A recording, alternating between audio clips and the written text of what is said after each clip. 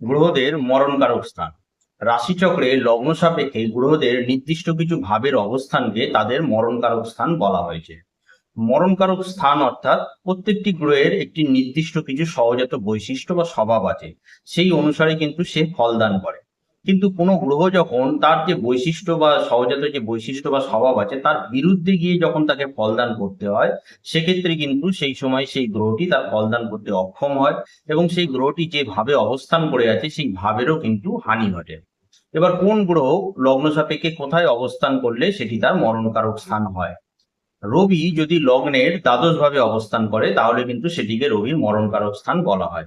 চন্দ্র যদি লগ্নের অষ্টম ভাবে অবস্থান করে, মঙ্গল যদি লগ্নের সপ্তমে অবস্থান করে, বুধ যদি লগ্নের চতুর্থ বা সপ্তম ভাবে অবস্থান করে সেটিকে কিন্তু বুধের তখন তাকে মরণকারক স্থান বলা হয়।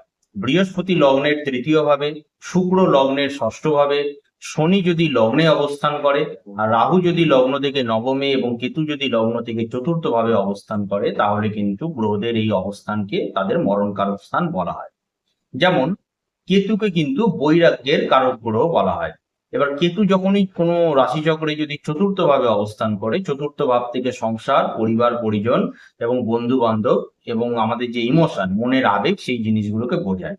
কেতু যখনই চতুর্থ ভাবে অবস্থান করবে তখনই কিন্তু সাংসারিক জীবন বলুন বা পরিবার পরিজনের মানুষদের সাথে একসাথে থাকা এবং তাদের সমস্যা হবে এবং ইমোশনালি তারা অনেক কিছু কিন্তু সমস্যা তারা ভোগ করবে, যার কারণবশত সে কিন্তু একটা সময়ের পরে তার মনে কিন্তু বৈরাগ্যতা আহ সৃষ্টি হবে। সেটি প্রথম থেকেও আসতে পারে বা কিছুটা সময় পরে গিয়ে কিন্তু সেই স্বভাবগুলো তার মধ্যে কিন্তু ধীরে ধীরে দেখা দেবে। এবার ধরুন লগ্ন সাপেক্ষে আপনাদের রাশিচক্রে কোনো গ্রহ তার মরণকারক স্থানে অবস্থান করছে, কিন্তু সেই গ্রহটি যদি তার তুঙ্গস্থ বা স্বক্ষেত্রে অবস্থান করে সেক্ষেত্রে কিন্তু ততোধিক অশুভ ফল সেই গ্রহটি কিন্তু প্রদান করবে না।